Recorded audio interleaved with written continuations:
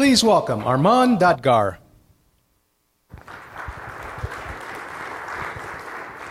Hey everybody, thanks so much for having me out here. I'm actually super excited that I get to follow Manish and Payton because I think it's sort of a perfect tee-in. I'm going to freely admit that I'm probably one of the few non-networking people here.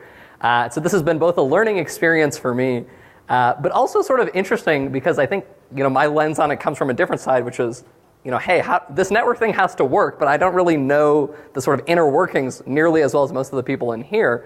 And sort of been trying to kick it, dragging and screaming into sort of the modern kind of agile DevOps software-driven mentality. So for those of you who don't know me, my name is Armon. I'm a founder and CTO of a company called HashiCorp. Probably HashiCorp doesn't mean a lot within sort of the networking realm.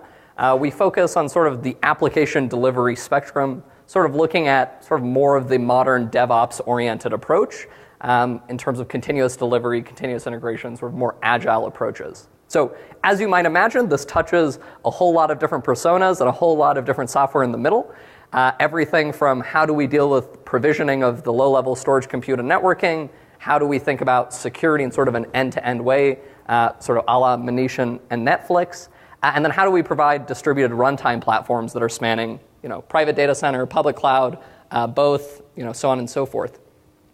So we touch a whole bunch of different areas of this, and networking plays sort of a critical aspect here, right? And we sort of draw a straight line through it because the network is ultimately sort of the compatibility layer. That is where the rubber meets the road in terms of how these different pieces of software and infrastructure and middleware all ultimately combine into a higher level application.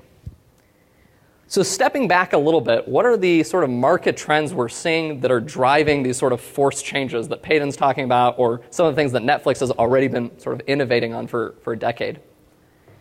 One of the biggest ones we see is really this new push in terms of reinventing a lot of legacy companies, right? And so a big kind of question is, when you think John Deere, do you think of them as a tractor company or do you think of them as a software company, right? Traditionally, we might think of them and say, clearly, they're making hardware. They're a tractor company, right? But really, when you look at it today, what's the difference between, if you put the John Deere stamp or a Made in China stamp? The difference is the John Deere one now can be piloted remotely. It can be piloted autonomously. It's using satellite data, weather data, temperature data, predictive analytics to determine how much water, how much fertilizer. It can drive itself and do it on a meter-by-meter basis. So when you think about it that way, it's really more of a cloud software company that's connected to a tractor than it is a tractor company. And so really this sort of broader trend is what we're saying is applications are moving from back of office to front of office. They used to be, yes, we have to run an Oracle HR system for John Deere, and now it's actually we have a sophisticated multi-cloud infrastructure that has to be always online. That is a huge shift, right? And this is because that application is not a back of office supporting app, it's a front of office. That is the value add. And so a lot of these traditional companies are either being disrupted or upended, or they're disrupting themselves, right? And so there's this pressure now to deliver applications much faster. The other one is that, I think it's safe to say at this point, and I think Payton, I think you told me I need to shift another X on here, is that sort of public clouds have now set sail, right? Maybe it's no longer double X billion, maybe it's now triple X. But it's no longer just Amazon and, startups are going to use it. Fortune 500 will never get there. When you look through the Fortune 500, they're all on the way there, right? And they're on the way to Amazon, they're on the way to Azure, they're on the way to Oracle Cloud, IBM Cloud, Alibaba, so on and so forth, right? So it's not just this one-off anomaly with Amazon now. The cloud has sort of arrived, right? And you can see it in their growth rates, you can see it in their revenue.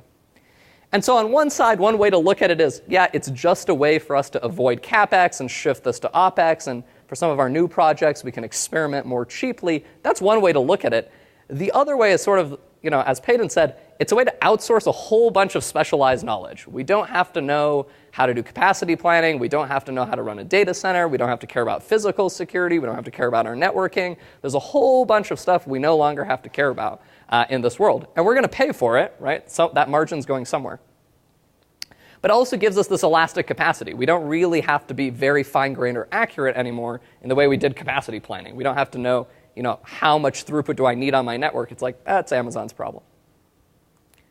The third sort of major trend we're seeing is, we now have to ask ourselves a question, which is my HVAC system a security risk? Can I leak customer data because of my air conditioning unit, right? And this is a topic that is no longer sort of some esoteric thing that one person or the security team that no one wants to talk to is dealing with. It's a board level conversation, right? It's CEOs getting fired because a hack through the HVAC system leaked all of their customer credit card data onto the internet. So the sort of profile and the importance of this topic has been greatly elevated over the last few years, right? And I think it's not funny because it could happen to all of us, but I think it sort of speaks to the complexity of the networks we're talking about when you talk about Target being breached through an HVAC system, right? You're like, how is it even possible? But it speaks to sort of the modern complexity of the networks we have. Similarly, and in a different category, there's companies like Google who are compromised because their dark fiber gets spliced, right? So the sort of threats we're facing have evolved, and the complexity has sort of spiraled out to sort of a new level. And then add into all of this, the regulatory landscape is finally changing and catching up. So we have things like GDPR, we have the Chinese cybersecurity laws. So regulation is starting to catch up and sort of force us into new directions. Okay, so if all of these trends are happening now, can we just do one tweak? Can we just change something about the way we do our networking or something about the way we manage our applications, and boom, problem solved, magic bullet? My argument would be no, is that what we're actually seeing is sort of a rethinking of the entire application delivery lifecycle. That there's enough of these massive trends that are all hitting us at the same time that the whole thing is tipping over. We can't just sort of make one minor shift. And so I want to just sort of quickly touch on that. But first of all, when we say we're delivering an application and talking about the application lifecycle, what are we even talking about? What is this application delivery problem? I think on one side, there's this sort of natural tension of goals. I think that's OK. We can all accept that. We have the dev side and the product side of the house that wants to go 1,000,000 miles an hour. They want to go faster, faster, faster, right? 100 deploys a day is great when you're doing 10, and then 1,000 deploys a day is good when you're doing 100. On the other side of the house, you have people who want to reduce complexity and manage risk, right? Which is like, great, these applications are going out to production 100 times a day. Are we doing any security vetting? How do we understand what the performance implications are? Is our database going to tip over? How do we actually manage the complexity and risk of going this fast, right? And so this is putting pressure on everything, right? It puts pressure on our tools, on our process, on our people. It even questions sort of like, what is our principled approach to infrastructure management, right? Is our first principles even right? And so when we break it down, there's a number of important steps here, right? No matter what the application is, what the language is, what the framework is, we haven't found a way to escape writing the application. So we have to write this thing at some point, right? So we're developing and testing these applications, ideally testing, maybe not always. Then as we start saying, OK, we want to get this thing out to production, what's the next step, right? We have to do the transform from the source code into an actual packaged production-ready artifact. This might be as simple as compilation. It might involve, bringing in our static code analysis, security scanners. And we might be Dockerizing. We might be building virtual machine images. But there's some translation from the raw source into the package that we're now managing and distributing. Then we need to provision, right? So this is where we get our storage, compute, network sort of aligned and ready to support our applications. And this is where you can sort of see my application side sneak in, which is it's like, OK, it's a checkbox. We need to get it there. The details I've left to folks like you.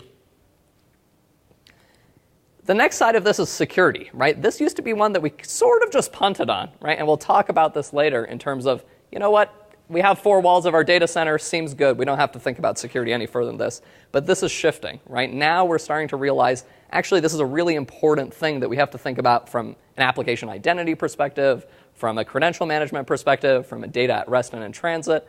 And whether we want to or we're regulated into doing it, this is something we have to care about. Then the next layer is how do we actually deploy and run all of our middleware and applications on top of it, right? Partly what we're seeing is a huge demand from the developer community to support a bunch of specialized middleware. It's not enough that we just have, our 2 SQL vendors. We want to be able to use open source. We want to be able to draw in sort of the latest and greatest NoSQL, in-memory grids, so on and so forth. And finally, how do we glue all of this immense complexity together? How do we span public and private cloud? How do we embrace containers and serverless architectures? So if these are sort of the fundamental steps, I think there's a set of sweeping challenges that are hitting each of these layers, right? Each of these things is sort of being upended by the different market trends we're seeing. I think the provisioning layer, which sort of sits at the bottom and says, how do we provide the storage, compute, and network that everything else lives on top of? primarily is being hit with the multi-cloud provisioning challenge, right? If public cloud is happening, if we're being pushed to go faster and we need to enable sort of experimentation and cheaper testing of things, this is forcing us in some sense to adopt cloud. And at the moment we do that, we've gone from supporting one homogeneous stack to 2 or 3 or n, right? So now, how do we have common workflows here? And largely, this is the shift from saying we have this system, we have one tool chain, one workflow that manages it, to now we have this, right? So how do we actually have one tool chain and one workflow when we don't have one stack, right? And so traditionally, what we did is sort of decompose it and say there's these 3 major moving blocks, right? We have core infrastructure that we need to worry about. We wrap the whole thing in perimeter security, and we have a limited application platform that supports, a few pieces of middleware and a few types of applications. So now the question is, OK, how do we actually manage delivering this and provisioning this core infrastructure across these very different environments, right? And so what makes them different, right? In some sense, you would think storage compute and network is storage compute and network. Why can't it be the same everywhere? Well, part of the challenge is these clouds are API driven, but there's no API standardization. So yes, in some sense, it is just storage compute and network, and yes, all of them have a VM and a block storage device and a network type thing, but they're not quite the same. They function a little differently. Their security models are different. Their sizing's different. Their pricing's different. So it's just different enough that we actually have to deal with this, right? The other side of it is our usage is elastic. We don't have a fixed set of usage that we're depreciating over 5 years. If we're going to make the best use of cloud, our usage better be elastic, right? Because it's not like, well, we paid for it 5 years up front. Who cares if it's idle, right? You're paying by the minute. And partly the scale that we're dealing with is much, much larger now, right? Instead of buying these huge 32-core, boxes where, 31 of them are idle, now Amazon's going to sell us, a half of a core VM, but we're going to have a whole lot more of them. So as we think about sort of what the next generation of provisioning looks like, how do we embrace that, right? How do we support this new world of multi-cloud provisioning? And I think the big push we've been seeing, starting off with the config management players, is infrastructure as code, is moving from this world where we say we can point and click this and deal with the few hundred or maybe the few thousand resources to actually we have to go with a sort of high-level, intent-driven, codified view of things so that we can handle tens of thousands, hundreds of thousands of resources. And along the way, we get a lot of benefits, right? You can't do a whole lot of things with point and click, but once you have it as code, you can version, you can automate, you can share, you can modularize, you get peer review. There's all sorts of benefits that we get when we inherit this sort of best practices from software development. It also lets us start to embrace this heterogeneity, right? We can start providing a common workflow, which is around the DSLs, the languages, the tools that are interpreting this, as opposed to the sort of point-and-click consoles that we're using, which are going to be platform-specific. And then lastly, we want to look at tooling that's going to be extensible, right? Complexity tends to only flow in one direction, which is upward, right? Heterogeneity is sort of the same thing. Our view is that we're going to continue to see the sort of expansion and Cambrian explosion in the number of platforms, the number of sort of software we're going to have to support. And so that's here to stay, right? So fighting that is a losing battle. The next level of this is sort of security, which is, we tried holding really, really hard onto our network perimeter model, and we're seeing that fail, right? Because now our HVAC system is hacking us. And so we're starting to say, you know what, maybe this assumption is just wrong. Maybe the model that the network should be perfectly secure is wrong, and we should move up to sort of a more application-centric model. And this is really, for a long time, how we thought about networks, right? It's let's build this incredibly hard shell and put all of our defenses at the front of this drawbridge. We're going to put the IDS, and we're going to put the firewall, and we're going to put our WAFs there, and we're going to put all of this middleware. And then the inside is going to be completely soft, right? The moment you're inside, everything is fair game. You are root access to the system. And this sort of worked when we had that diagram where it was like, OK, it's one data center. There's the 3 servers. It's not that complicated.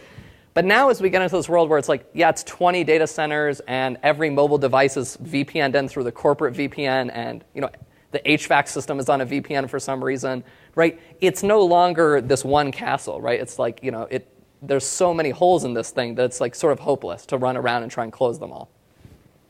And so this is not to say that the perimeter is dead. It's still an incredibly valuable defense. Don't tear down the wall. It's just don't place every egg in that one basket, right? Don't assume that just because you're inside the wall, everything should be allowed.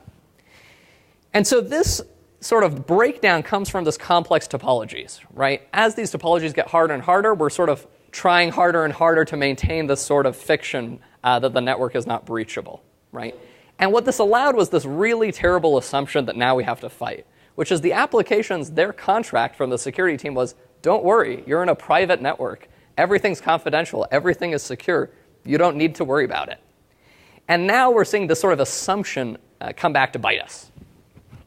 So what does next generation security look like? It's a lot like what Netflix is talking about. It's this sort of zero trust model of the network. It's what Google calls Beyond Corp. It's really starting from this assumption that your network's already been compromised. Just assume they're already on your network.